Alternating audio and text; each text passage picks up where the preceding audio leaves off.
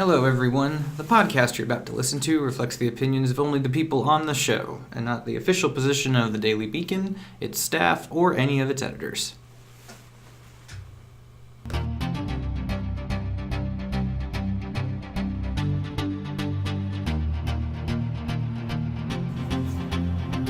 Hello, everyone. Welcome to the first episode of the Daily Beacon's Politics Podcast. I'm your host, Jared Nelson. I'm the opinions editor here at the Daily Beacon. Joining me to talk about the news today, we have Zach Osborne. He writes Law, Not Order on Thursdays for us. How you doing, Zach? I'm doing all right. It's Friday. It is Friday, thank God. I also have Sydney Tyndall. She writes From My Perspective bi-weekly on Fridays. How you doing, Sydney? I'm good, thank you. Emma Hines is here. She writes Environmental with a hyphen in between because it's pun. And that comes out on Thursdays every week. What's up, Emma? Hey. And Owen Flomberg, who writes Living the Dream every Tuesday for us. Owen, what's up, man? I'm just living the dream. Oh my God. Alrighty. Starting off solid here. No, this is good. Okay, so we've got like two things to talk about today. First thing we're going to talk about something that's been in the news quite a bit. We're actually going to talk about why it's been in the news so long. Is the school shooting at Marjory Stoneman High School in Parkland, Florida. For anybody that's unaware, I think about, almost 2 weeks ago now, 19-year-old Nicholas Cruz killed 17 people at Marjory Stoneman Douglas High School in Parkland, Florida. He was taken alive, and I believe pled guilty later, just literally picked up in a grocery store a few miles away, walked away. Right, and kind of almost immediately following this, the day of, there was a lot of social media posts from the students themselves, actually, Snapchat, Twitter, things like that, really horrifying stuff. Kind of spread like wildfire, and so these students started getting interviews, and soon enough they started appearing on cable news shows. Students like Emma Gonzalez and David Hogg, I think, are probably the two most visible. And what I really wanted to get at is that it's, like I said, it's been 2.5 weeks. That's like a long time for a mass shooting, I think, to stay in the news. The Vegas shooting, which was the deadliest mass shooting in American history, I think has kind of just faded from collective memory already, and that was not that long ago. And yet here we are in like a news cycle that moves a mile a minute, and we're still talking about Parkland. And so I was kind of curious, Zach, why you thought that why is this still sticking around in the news? So I think probably the most salient catalyst is, like you said, the student reactions. Yeah. I mean, if we kind of put this in perspective as far as the emotional impact is concerned, I think the only recent comparison would be Sandy Hook. Yeah. And in that instance, you have a school shooting where minors are killed, but those minors are of a much younger age where they don't have the voices to speak for themselves. That's a good point. And so at that point, you have to rely on the parents. And everyone will say, well, they're just emotionally compromised. You know, it's tragic, but they're not thinking properly. Here, we have students who are saying, you know, I understand. I am a blooming intellectual mind, and I understand the nuance of the issue that is gun control and gun violence. And I've developed an opinion, and my opinion is not only backed by the research that I've done individually, but also by my experience. That's what I think is really continuing to drive this, is a combination of both the emotional and the academic. Yeah, I would agree. This does feel different. It feels like an inflection point almost. Like you mentioned Sandy Hook, and I think that was like the last time that something like this really captured public opinion so much. Nate Silver, editor-in-chief of 538, he's been kind of tweeting out about this, that he thinks this is different. Apparently Google searches about gun control have continued to stay at a high level for almost 2 weeks now, which when you compare it to other mass shootings, when this, it always flares up, we know the cycle, kind of fades very quickly. But this is seen as sustained kind of action. And like Zach said, attributing to the students, and Nate Silver kind of agrees with that as well. And I was curious, we've seen with the students a lot of like accusations from certain, groups that they are, crisis actors or, paid by certain people that want to see gun control enacted in this country. A lot of conspiracy theories, which is very similar to Sandy Hook as well. You saw people saying that was faked for no reason. why do you think that flares up around like issues like this? Like we didn't really see that in Vegas, right? But now all of a sudden when it involves kids, is it the schools? Like why do you think that this particularly is leading to that kind of thinking? Yeah, I think it's kind of just a last-ditch effort at this point to try and say, well, they can't be right. There's no way that these kids can have this opinion. They have to be placed here. I think people don't want to admit that they're wrong about this certain issue and that the actual answer might be for gun control. But yeah, I don't know. I guess because probably it's a school shooting and they think children are more impressionable, that it didn't happen in Vegas, but that's my opinion. Sydney, what do you think about that? I totally agree. I think that, the right just kind of can't fathom the fact that these kids genuinely believe that guns are the problem. They can't wrap their minds around the fact that these are, almost 18-year-old kids in voting age. They know how to do their homework. They know how to do their research. They've grown up in this digital age where they realize that they have unlimited resources available to them at their fingertips. So they are taking it upon themselves to educate themselves about this. And I actually saw this video circulating on Twitter this morning. CPAC was last week.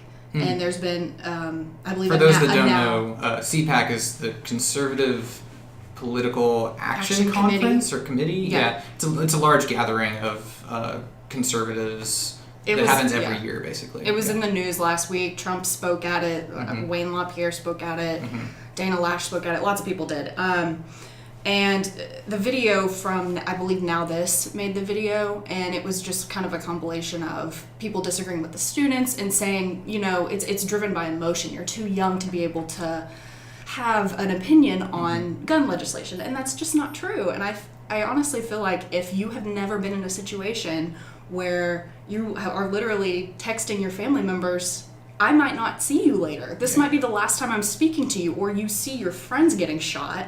If you yourself have not been in that situation, maybe take a step back and listen to the people who have. Yeah.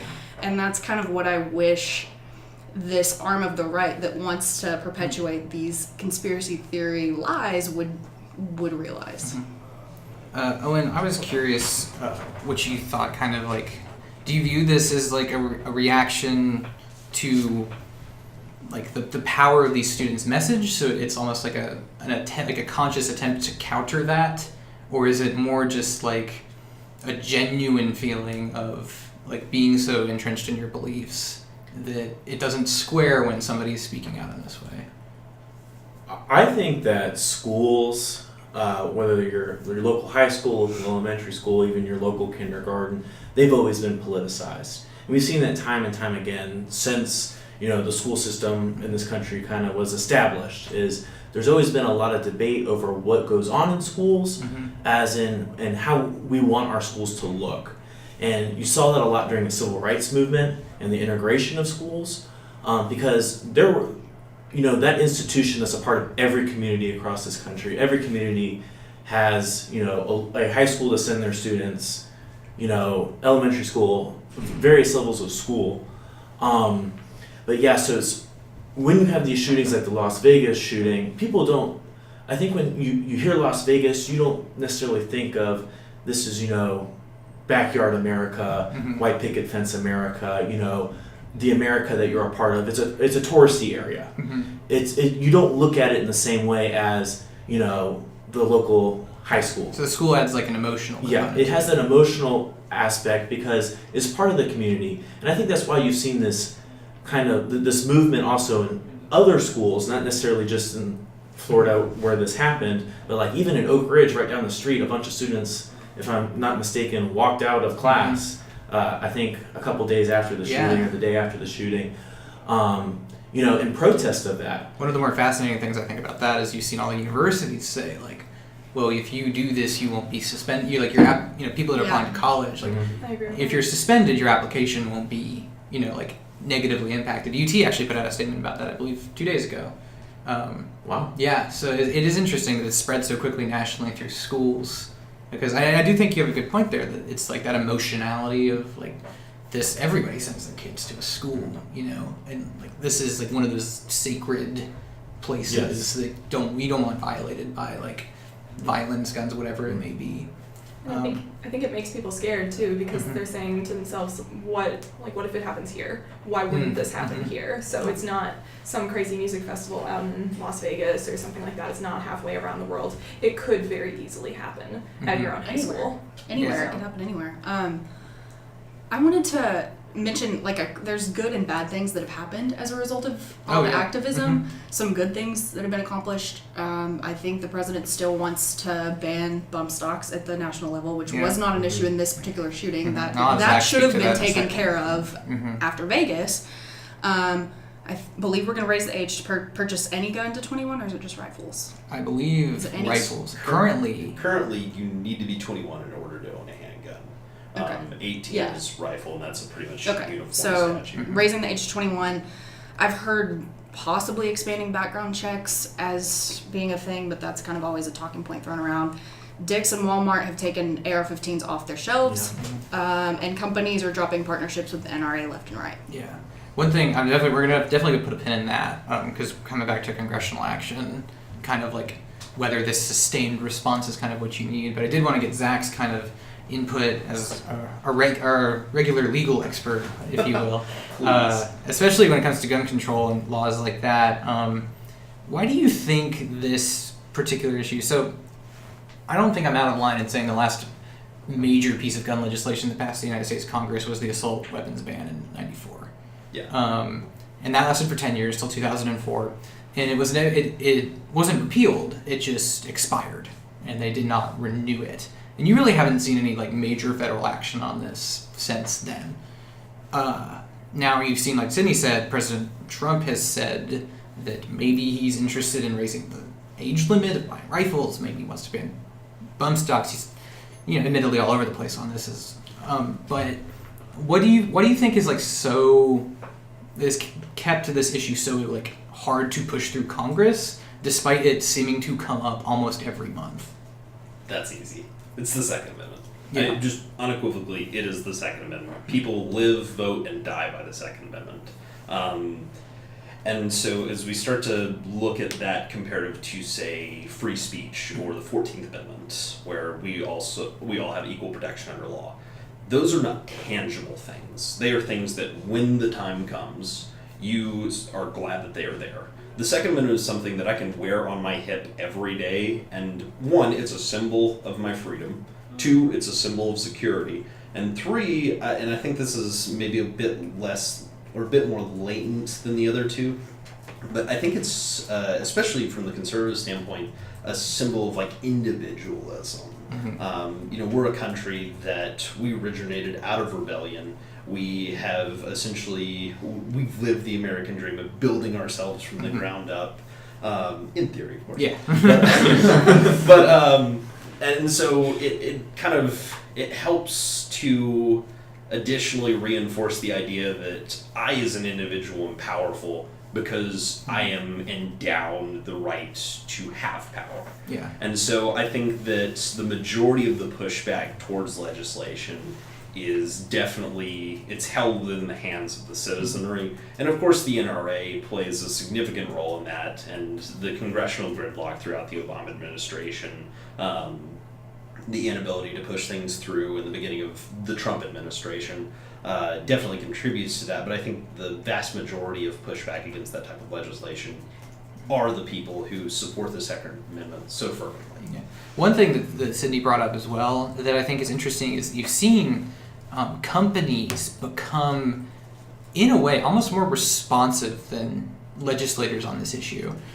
She mentioned Walmart and Dick's have said that they're not selling guns in their stores anymore. You're not saying is it just AR-15s or is it all yeah. guns? I wasn't sure. Or maybe it's they're raising the age. I'm pretty sure you're right. I think it's just AR-15s. Okay. Yeah. So they're not selling that gun, which is a step. You've seen Kroger of all places, which apparently does sell guns out west, say that they are not selling guns in their stores anymore. A lot of companies are dropping discounts for NRA members, which frankly I did not know were a thing. But you've seen to join the NRA. Yeah. Not anymore. You're not going to get any a little bit discounts anymore. Yeah, exactly, because they're all dropping. And I think it's Zach. What do you think allows companies to be more responsive to this than the people that arguably represent us, right? Like companies don't necessarily represent us. We vote with our wallets in terms of like whether to support them, but like we literally vote for politicians. And so when companies are feeling the heat on this more than politicians are, what does that say about our political system?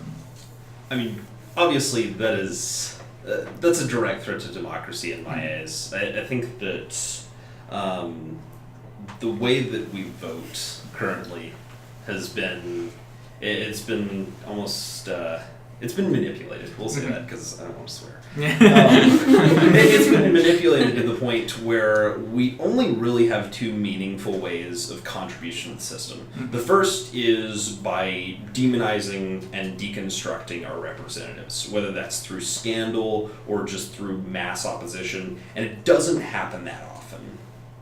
The second is through economic contributions. So that can be campaign contributions, that can be like using your time and resources to support a candidate.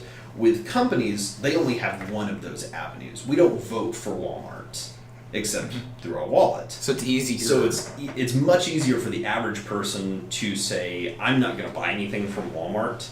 And in a lot of these areas where Walmart, I mean, we have them in Tennessee, there's one Walmart to a town. And if that is a significant source of, economic dispersion, dissemination of these resources, then for people to say, I see this significant event as being something that has caused me to mobilize, that suddenly threatens not only my sales of that particular item, but of my consumership. Yeah. Owen, did you have something out here? Yeah, so I don't think that these companies have that much of a pressure on them, to be honest. Really? I don't think whether or not that the Walmart sells this kind of gun or that kind of gun is going to really affect them at all. And I don't think anyone's not going to shop at Walmart because they're selling guns. I mean, there might be, this rando person here and there, but at large, that's not really affecting their sales. So I think this is very similar to the whole Confederate flag crisis that happened. I guess that was like 3 years ago. It's an ongoing issue. Yeah, well, I mean, but we've had all these companies like Walmart that wouldn't sell, the what was that Southern TV show with the guys? Dukes of Hazzard. Yeah, Dukes of Hazzard. They wouldn't sell the Dukes of Hazzard car in the Walmart anymore because they had, the Confederate flag on the top. No one was not shopping at Walmart because they were selling a Dukes of Hazzard Confederate flag car. The reason why they do this is not because there's any sort of economic pressure. It's more of a what kind of brownie points can I get from the people that actually care. And the people that actually care are not necessarily the people that are always, shopping in these places. It's the people that are most vocal, that they're out on social media saying, Walmart supports guns or supports the Confederacy rising again. People going out on social media, putting these tirades out for everyone to see. That's what they're combating. So it's more like a PR step than like an actual response. Yeah, I don't think it's almost preemptive. Yeah, it's preemptive, and it makes them look good because then they get a national news headline that beeps on everyone's phone that says, That's Walmart. true. I got two of them. Yeah, exactly. I got multiple of them too. These companies? Dick's Sporting Dick's, Dick's was the other one too. Whereas, I didn't even know they sold guns, but I never even thought about it, and I was never going to not shop at Dick's because they were selling guns. And I think that's how most Americans feel. It's just this whole, who can be on the right side of it. Yeah, and I agree with your point. I think that companies took this angle more because they were like, okay, people are calling to action and our government isn't doing anything about it, Congress isn't doing anything about it, but there is something that we can do about it. So it kind of shows how much power the private sector can have. But yeah, I agree. I don't know if Dick's not selling AR-15s anymore is really going to deter that many customers or not. I guess what I find wait and see. I guess what I find interesting is the immediate response that these companies can have that Congress doesn't, that individual legislators even really don't, right? And it is interesting, and I wonder if that does play with what Zach said of, they have exactly one way of knowing how you feel about them, really, which is are they doing well financially? Because that's what companies care about.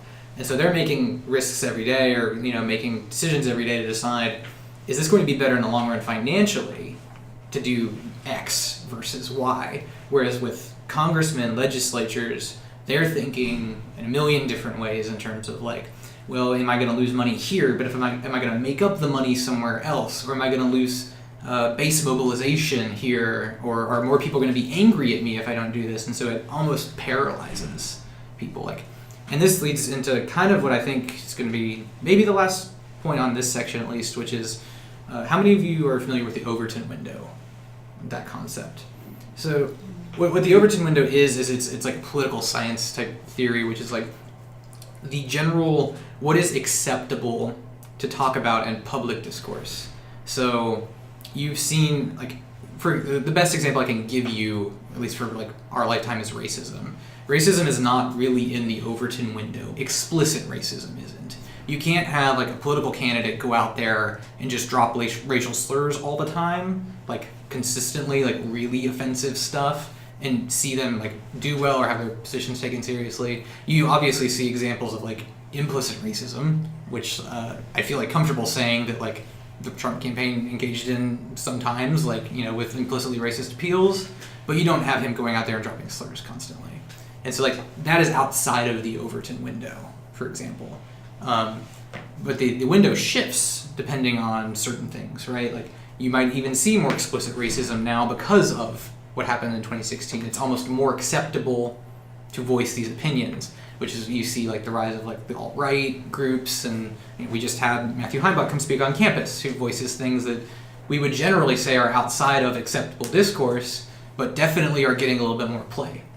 And so what's interesting about guns with this concept, after my long-winded explanation, is we haven't really seen the Overton Window on guns change in a long time.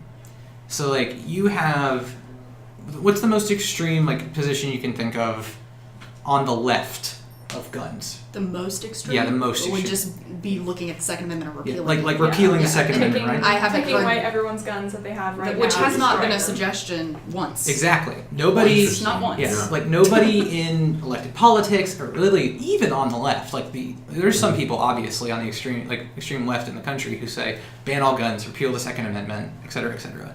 But that's not like a mainstream idea at all.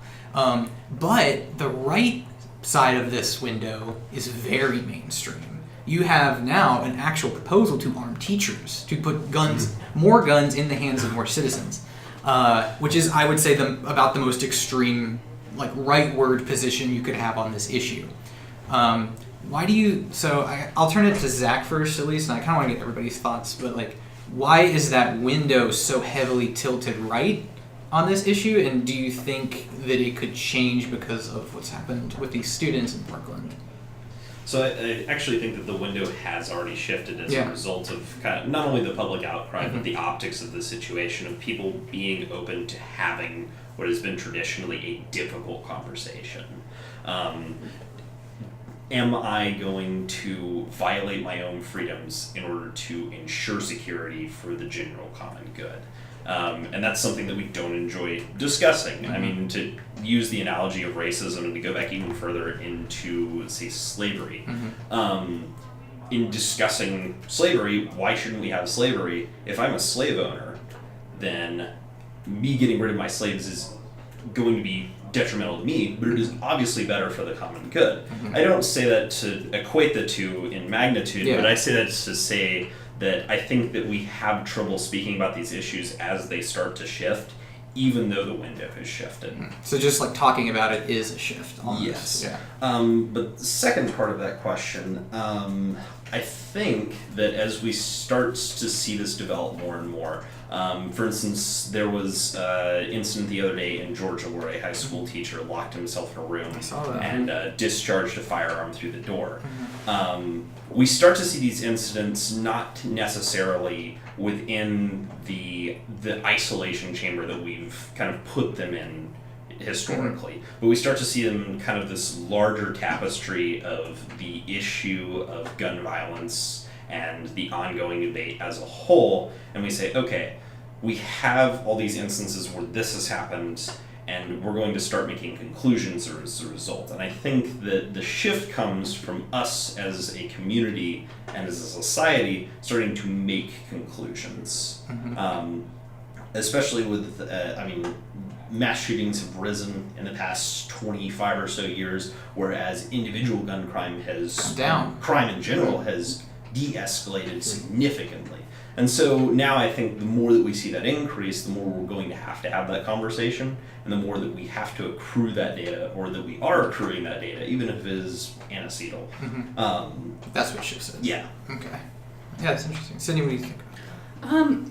Yeah, I totally agree with what you're saying, that, and what you said, with that the ideas of the left are so outlandish and impossible, they'll never happen, but that the ideas of the right are kind of taken over as far as arming teachers, which it was one of my points about this activism has caused good things to happen, but it's also caused some bad things to happen too. And I think this bill, and I don't know if this bill has to go through anything else before it actually becomes law yet, but I think that this is one of the really terrible ideas. This is a $67 million program to train teachers to carry guns. And I think it's really, I don't like how we're putting so much unfair pressure on teachers. They're already underpaid, they're already undervalued, and basically what we're saying there is we're only going to raise your pay if you learn how to use a weapon, which I think is completely ridiculous. But I also wonder, because in that town hall, Marco Rubio said he was not for the idea of teachers being armed, and Governor Rick Scott of Florida said he was not for the idea of teachers being armed either. And I haven't heard Trump's response to this, even though he gave a similar kind of idea after he met with some of the kids from Parkland. So I don't really know what's going to become of this, but I hope that it doesn't actually happen, because I feel like just like what happened in Georgia, it's going to continue to happen again, and it's going to be us asking, is this really what we want? I believe in the saying, you don't fight fire with fire, you don't fight a firearm problem with more firearms. Yeah. Emma, what do you think it would take to shift the window left? Because I don't feel, and this is just my personal opinion as moderator here, but I don't feel that we've shifted the window left after Parkland. I think that we're discussing ideas that have been in the mainstream for a pretty long time. Assault weapons ban, we've done it before. Banning bump stocks were discussed after Vegas, things like that. So what do you think it would take to totally shift our frame of discussion here, to shift that window to being more restrictive in terms of gun control? I think that's a really good question. I think there's been somewhat of an effort already, even from the right, to try and give some voice to the left already, because they do keep saying the left wants to take away our guns, they want to take away all of our guns, and so they're quote unquote giving voice to what the left wants. But like you were saying, it's so far left, no one actually wants to take away all of our guns. We know it's not going to happen, we know there's going to be too much of an outcry against it, and so I think it would be more realistic situations that could happen, like more background checks, and I think that just needs to be more mainstream media, and it doesn't need to be as politicized as it is. Because while yes, this is a bipartisan issue, it's everyone. Everyone is affected by guns. It's not just Democrats, it's not just Republicans, it's not just kids. This is something that we all are affected by, and I think we all need to see that. So I think we need to stay away from the whole liberals want to take away all of our guns. So you don't actually think it would be, for the left, you don't think it would be helpful to shift that window? Not especially. I think we need to appeal to the moderates here. Interesting. Oh, and as someone that I believe has described himself as moderate, do you think that the rightward anchor of this issue is good, is bad, or should it shift somewhere, or is the frame of discussion we're having okay? Can we solve this problem within that frame? No. Okay. And here's why. We have the Second Amendment, and you will not be able to we're going to be having this discussion for 800 years, and I don't know how many schools are going to have to be shot up, before this discussion changes, because the discussion is not whether we should have guns or whether we shouldn't have guns, because we can talk about that all day. It's that a Second Amendment is in our Constitution. If we want to get rid of that, or alter that, or change that, that's a discussion we can have. But at the end of the day, we have the legal right to a firearm.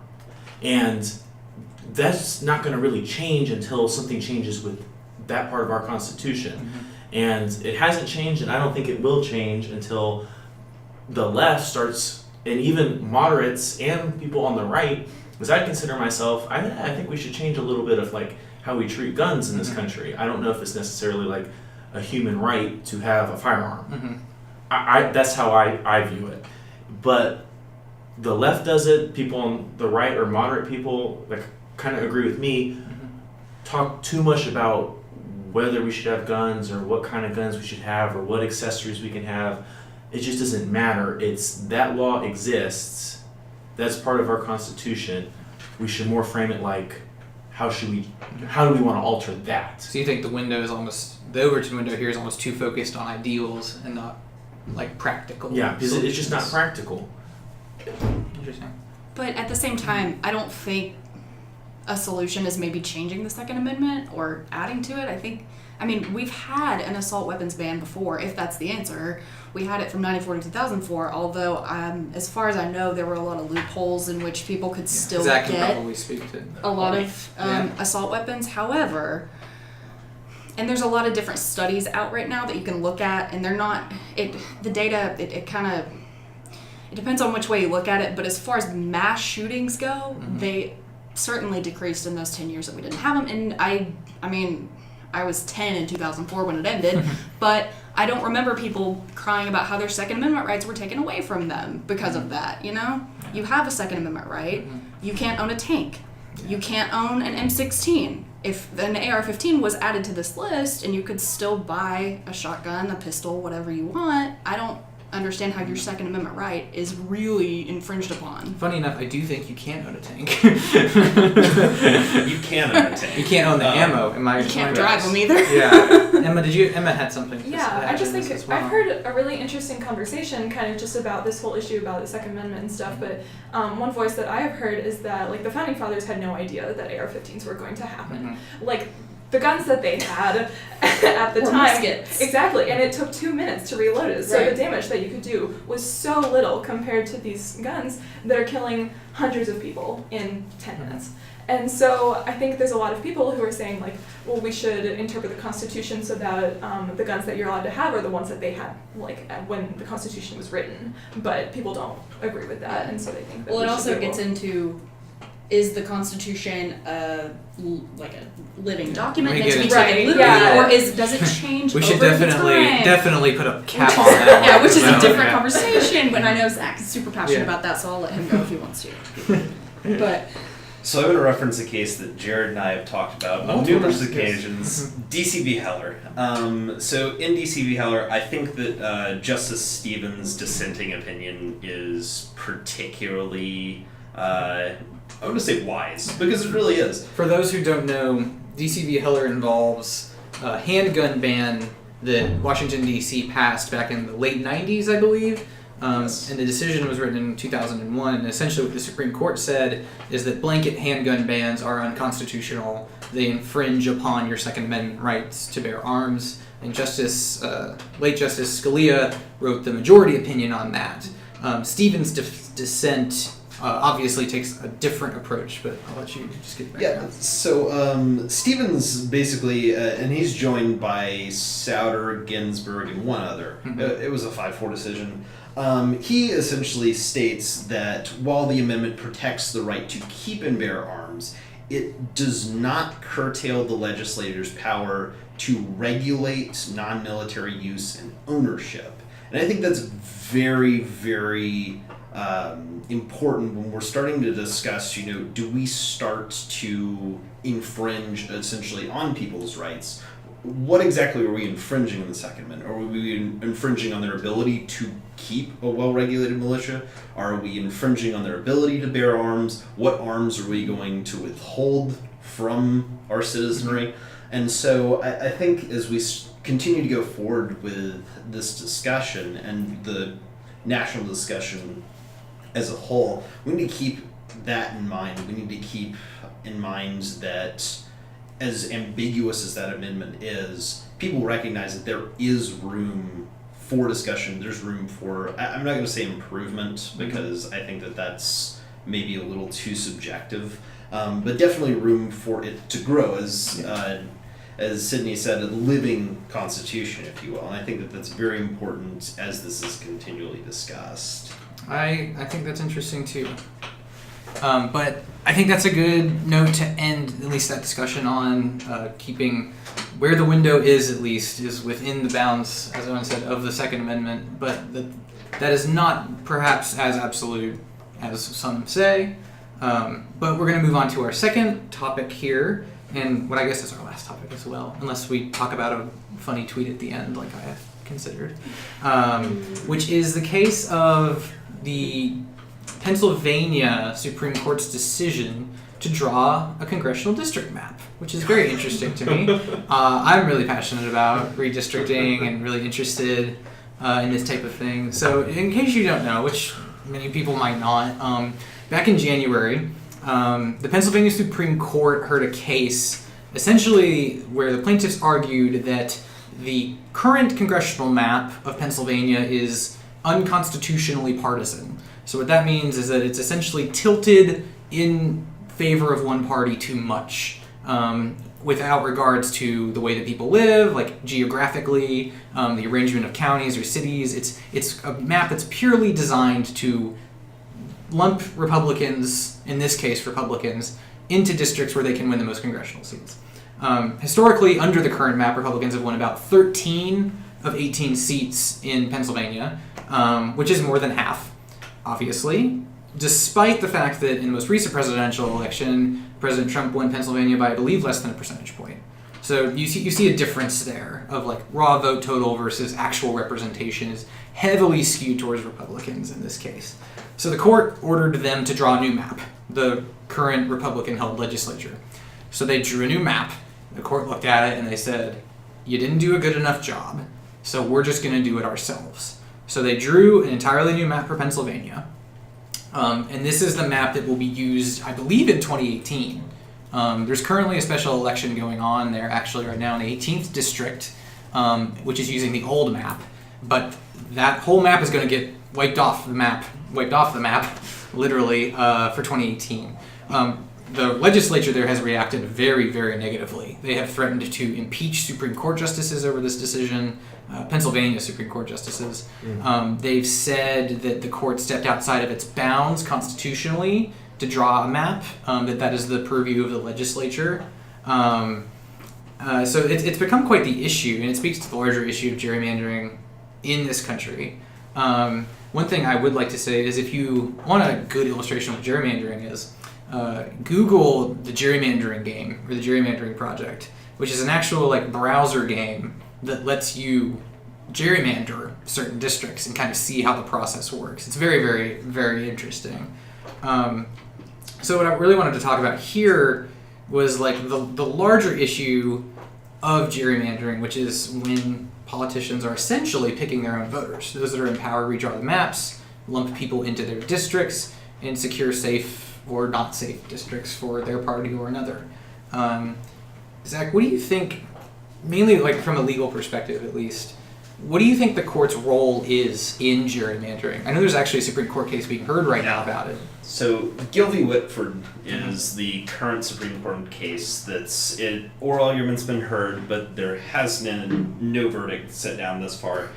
It originated out of the state of Wisconsin, and essentially the standing for the dispute is that redistricting violates the 14th Amendment, that we should have equal protection under law, and by being disenfranchised through the practice of gerrymandering, that in this case Democratic voters are not equally protected to have their right to vote. In the past, we've seen other Supreme Court cases speak to this issue on race. However, it started to, as we see a lot of minorities cluster in urban areas that typically vote Democratic, we're starting to see the two kind of become one. And so as that continues to develop, I think we're going to see more and more as far as like the idea that my rights as an individual are being violated kind of come to fruition in that discussion. The current law, by the way, that kind of governs this, I don't remember the exact case, but the Supreme Court heard a case on this back, I believe, in the late 90s or early 2000s, and essentially ruled against the idea that the courts should be the ones to draw the map. So they, at the time, said that, at least Kennedy, Justice Anthony Kennedy said, that there wasn't a set way or method of determining when a map is too partisan, when it groups too many Republicans together, groups too many Democrats together, entrenches one party in power, that there's no objective method of describing that. And so he deferred, and he said, essentially in that case, was bring me a method by which we can determine that is the case, and then we can move from there. What's interesting about Gill v. Whitford, which is the case Zach just talked about, is that the plaintiffs in that case have brought a method. It's called an efficiency gap. And so what you essentially do is you run a bunch of simulations with the people, historical vote share and stuff like that, and you find how many votes are being wasted. So when a Republican, let's just say a Republican wins 51-49%, right? Every vote above 50% is technically wasted. Not in practicality, but it's technically wasted. And what essentially they're arguing in Gill v. Whitford is there's a way of measuring this by a percentage of what the percentage of that district's votes are wasted every time. And in this case, they're arguing that if you have an efficiency gap of 8%, 8% of that district's votes are essentially wasted every time to make it non-competitive, that is enough to deprive you of your constitutionally protected right to one vote, equal protection under the law. Which I think is an interesting thing. The Supreme Court is generally very hesitant to embrace science, data, things like that. Much more deferential to precedent and all of that. But Sydney, I was curious what you thought about mainly how gerrymandering works in the country, and especially if you can speak to how you think the court would rule on something like this. So I'll be the first to admit that I'm not as educated on this issue as you are. I'm very interested in it, but from what I'm researching, it looks like, according to this 538 article I found, this should not be confused with a democratic gerrymander. It's just because the old map favored Republicans much more doesn't mean that now that it's redrawn, it's going to automatically favor Democrats. Yes, and one reason... It just means that it's more fair toward their electorate. Yeah, so just to give context, the map that the court came up with in Pennsylvania, historically, the original map, Republicans tended to win about 13 of 18 districts. The new map, experts project, would lead to Democrats winning about... 3 or 4 seats. Yeah, 3 or 4 extra seats, which brings it to them essentially winning about 8 or 9 total seats, which is still less than 50% of Pennsylvania's congressional district. So it's not like the court was overwhelmingly in favor of essentially just swinging the pendulum the other way. Right. It's a very, I would say, balanced map in terms of actual representation. Yeah, absolutely. From what I'm reading, this is a much more fair map, and I hope the Democrats have some solid candidates this November that they can pull a win in and maybe swing the state the other way. I don't know. I do know that Trump has tweeted about this and said... Really? I have not seen that. He said, House Republicans in the great state of Pennsylvania challenged the new pushed congressional map all the way to the Supreme Court if necessary. Your original was correct. Okay. Is what he said. Don't let the Dems take elections away from you so that they can raise taxes and waste money. I was actually not aware that the president he had responded to it. It kind of shows how little he cares about fairness within the electoral system, but we all know. I mean, we all kind of know this. But yeah, that was his response. So, I don't know. I feel like that just kind of adds fuel to the fire of wanting the Democrats to win even more. Oh, and Get rid of districts.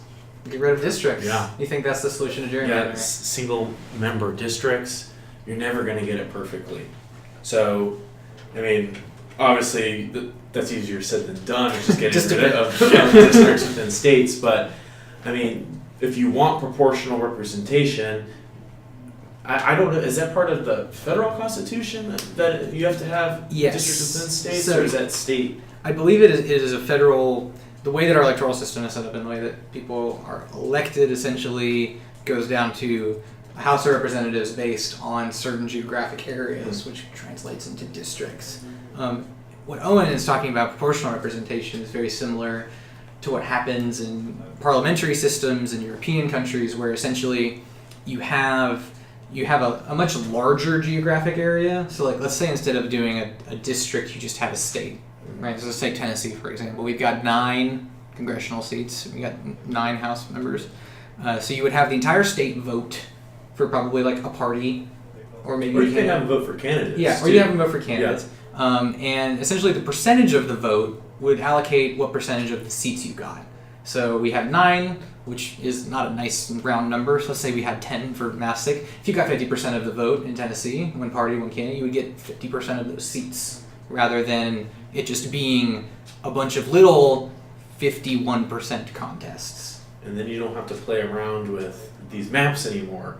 And then you don't have to have formulas to figure out how fair it is, and then people contesting the fairness of that formula that's supposed to be figuring out how fair things are. And, people stressing about these, the details of the map. You just have a much larger district, a state, with a certain size delegation based on its population, and proportionally that population is represented proportionally by what their ideology is.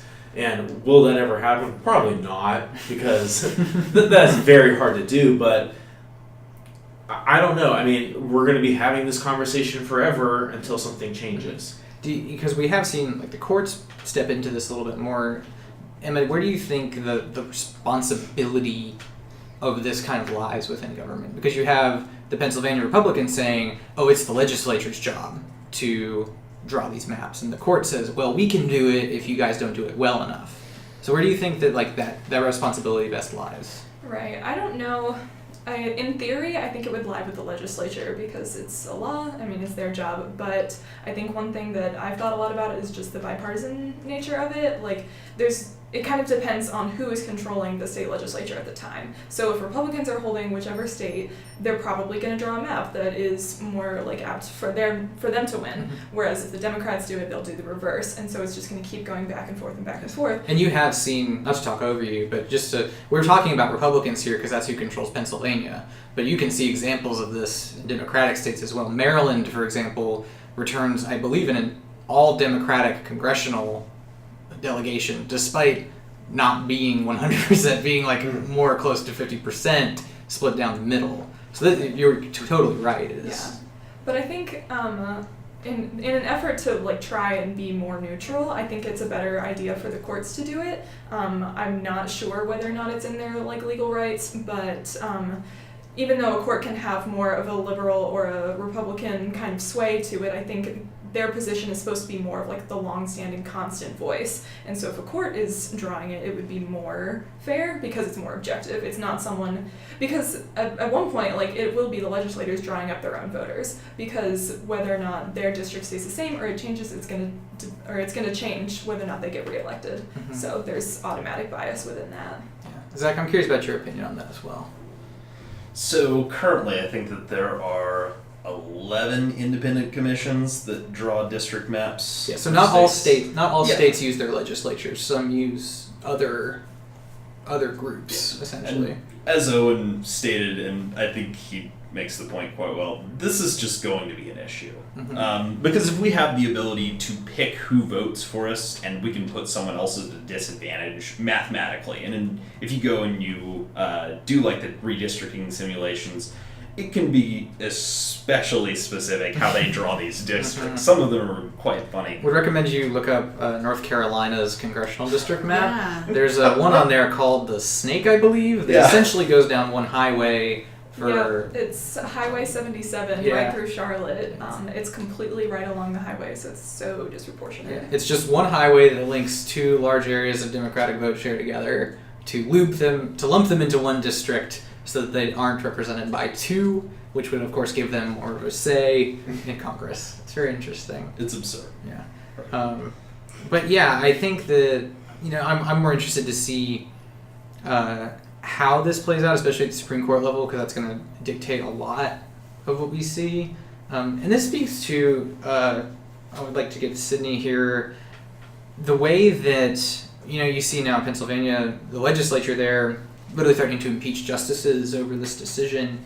Do you think that, because I think we've gotten quite a few different opinions on where this responsibility should lie, do you think that if it lies with the court, that in turn makes them more political inherently and thus vulnerable to criticism? Or should it just be there anyway because that's the best place for it?